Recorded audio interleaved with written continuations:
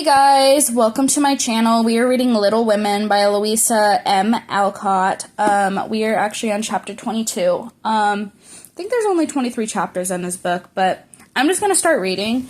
And just follow along. I'll tell you guys what page we're on.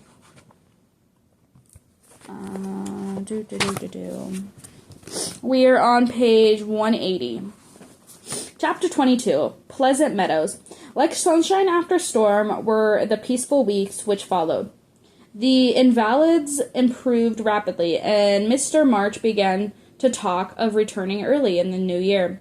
Beth was soon able to lie on the study sofa all day, assuming herself with a well-beloved cat. Her once active limbs were so stiff and feeble that Joe took her a daily airing about the house in her strong arms, Meg cheerfully blackened and burned her white hands, cooking delicate messes for the dear, while Amy, a loyal slave of the ring, celebrated her return by giving away as many of her treasures as she could prevail on her sisters to accept. Several days in unusual mild weather fiddly ushered in splendid Christmas Day. Hannah felt in her bones that it was going to be an uncommonly plummy day, and she proved herself a true prophet, for everybody and everything seemed bound to produce a grand success. To begin with, Mr. March wrote he would soon be with them. Then Beth felt uncommonly well that morning, and being dressed in her mother's gift, a soft crimson Purinon wrapper, was borne of triumph to the window to behold the offering of Joe and Laurie. Out in the garden stood a stately snow maiden, crowned with holly, bearing a basket of fruit and flowers in one hand and a great roll of new music in the other. A perfect rainbow of the Afghan round her chilling shoulders, and a Christmas carol issuing from her lips on the pink paper streamer. How Beth laughed when she saw it! How Laurie ran up and down to bring in the gifts, and what ridiculous speeches Jo made as she presented them. I'm so full of happiness that if Father were only here I could hold one drop more, said Beth, sighing with contentment as Jo carried her off to the study rest after the excitement. So am I, added Jo, slapping the pocket wherein responded the long-desired undine of Sintram. I'm sure I am, echoed Amy, poring over the engraved copy of Madonna and Child, which her mother had given her, in the pretty frame. Of course I am, cried Meg, smoothing of silvery folds of her first silk dress, for Mr. Lawrence had insisted on giving it. How can I be otherwise? Said Miss March gratefully, as her eyes went from her husband's letter to Beth's smiling face, and her hand caressed the brooch made a gray and golden chestnut and dark brown hair, which the girls had just fastened on her breast. Half an hour after everyone had said they were so happy they could only hold one more drop, the drop came. Laurie opened the parlor door and popped his head in very quietly. He might just as well have turned the somersault and uttered an Indian war whoop, for his face was full of surprise, excitement, and his voice so joyful that everyone jumped up, though he only said in a queer, breathless voice, "Here's another Christmas present for March family." Before the words were well out of his mouth, he was whisked away somehow, and in his place appeared a tall man, muffled up to the eyes, leaning on the arm of another tall man. Of course there was a general stampede, and for several minutes everybody seemed to lose their wits, for the strangest things were done, and no one said a word. Mr. March became invisible, and to embrace the four pairs of loving arms. Jo disgraced herself by nearly fainting away and had to be doctored by Laurie in the china closet. Mr. Brooke kissed Meg entirely by mistake, and he somewhat inconveniently exclaimed, and Amy was dignified, tumbled over a stool, and never stopping to get up, hugged and cried over her father's boots in most touching manner. Miss March was the first to recover herself and held up her hand with a warning, "Hush, remember, Beth." But it was too late. The study door flew open, and a little red wrapper appeared on the threshold. Joy put strength into the freedom limbs, and Beth ran straight into her father's arms. It was not at all romantic, but heartily laughing set everybody straight again, for Hanny was discovered behind this door, sobbing over the fat turkey, which she had forgotten to put down when she rushed up from the kitchen.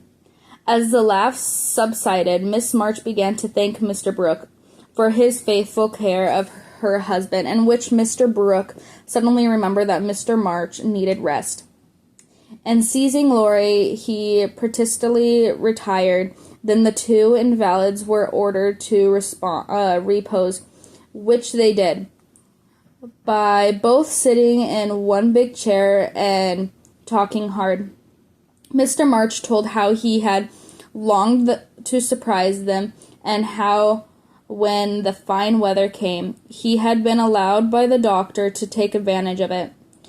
How devoted Brooke had been, and how he was altogether to most estimable young man. Why, Mr. March paused just there, and after a glance at Meg, who was violently poking the fire, looked at his wife with an inquiring lift of an eyebrows. I leave you to imagine. Also, why? Miss March gently nodded her head. Jo saw and understood the look, and she stalked grimly away to get wine and beef tea, muttering to herself, "I hate establishing young men with brown eyes. There was never such a Christmas dinner as they had that day."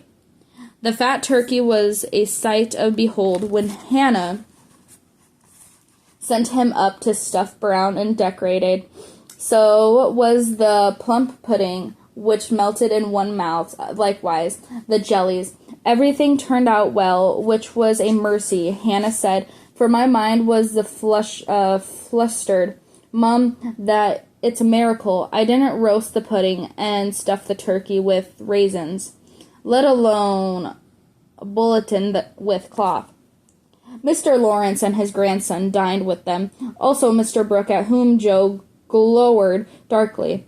To Laurie's infinite amusement, 2 easy chairs stood side by side at the head of the table, in which sat Beth and her father, feasting modestly on chicken and a little fruit. They drank heaths, told stories, sung songs, reminisced, and had a thoroughly good time. A sleigh ride had been planned, but the girls would not leave their father, so the guests departed early. And as twilight gathered, the happy family sat together round the fire. Just a year ago, we were groaning over the dismal Christmas we expected to have. Do you remember? Asked Jo. Rather too pleasant year of the whole, said Meg, smiling at the fire. I think it's been a pretty hard one, observed Amy, watching the light shine on her ring. I'm glad it's over, because we got you back, whispered Beth, who sat on her father's knee. Rather a rough road for you to travel, my little pilgrims. But you have got on bravely, and I think the burdens are in a fair way to tumble off very soon, said Mr. March, looking fatherly satisfaction at the 4 young faces gathered around him. How do you know? Did your mother tell? Asked Jo. No, not much. Straws show which way the wind blows, and I've made several discoveries today. Oh, tell us what they are, cried Meg. One is that, taking up the hand which lay on the arm of his chair, he pointed to the roughened forefinger, a burn on the back, and 2 or 3 little hard spots on the palm. I remember a time when this hand was white, and smooth, and your first care was to keep it so. It was very pretty then, but to me it's much prettier now. If Meg had wanted a reward for hours of patient labor, she received it in a hearty pressure of her father's hand. What about Jo? Please say something nice, for she has tried so hard and been so very, very good to me, said Beth in her father's ear. He laughed and looked across at the tall girl who sat opposite with unusual mild expression on her brown face. In spite of the curly crop, I don't see the son Jo whom I left a year ago, said Mr. March. I see a young lady who pins her collar straight, laces her boots neatly, and neither whistles, talks slang, nor lies on the rug, as she used to do. Her face is rather thin and pale just now with watching and anxiety, but I like to look at it, for it has brown ginter, and her voice is lower, and she doesn't bounce, but moves quietly, and takes care of certain little person in the motherly way. I rather miss my wild girl, but if I get a strong, helpful, tender-hearted woman in her place, I shall feel quite satisfied. I don't know whether shearing sobered or black sheep, but I do know that in all Washington I couldn't find anything beautiful enough to be brought with the $25 which my good girl sent me. Jo's keen eyes were rather dim for a minute, and her thin face grew rosy in the firelight as she received her father's praise. Now, Beth, said Amy, longing for her turn. There's so little of her, I'm afraid to say much for fear she will slip away altogether, though she is not so shy as she used to be, began their father cheerfully, but recollecting how nearly he had lost her. He held her close, saying tenderly, with her cheeks against his own, I've got you safe, my Beth, and I'll keep you so, please God. After a minute's silence, he looked down at Amy, who sat at his feet, and said with a caress of shining hair, I observed that Amy took drumsticks at dinner, ran errands for her mother, gave Meg her place tonight, and has waited on everyone with patience and good humor. I also observe that she does not freet much, nor prink at the glass, and has not even mentioned a very pretty ring which she wears. So I conclude that she has learned to think of other people more, of herself less. What are you thinking of, Beth? Asked Jo. Then Amy had thanked her father and told about her ring. I read the Pilgrim Progress today, how after many troubles Christian and Hopeful came to a pleasant green meadow, and there they rested happily, as we do now, before they went on their journey ends, answered Beth, adding as she slipped out of her father's arms and went slowly to the instrument, It's singing time now, and I want to be in my own place. I'll try to sing the song of the shepherd boy, which the pilgrims heard. I made the music for father because he likes the verses. So sitting at the dear little piano, Beth softened touched and keys, and the sweet voice they had never thought to hear again, sang to her own accomplishment of Quiet Hymn, which was a singularly fitting song for her. He that is down needs fear no fall. He that is low no pride. He that is humble every shall have God to be his guide. I am content with what I have, little be it or much. And Lord, contentment still I crave, because those save is such fullness to them, a burden is that go on pilgrimage. Here little and hereafter Bless is best for age to age. And that is the end of chapter 22.